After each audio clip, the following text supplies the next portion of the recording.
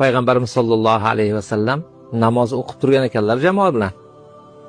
Orqadan bir kishi Allohu akbar kabira valhamdulillahi kaseera va subhanallohi bukratan va asila debdi.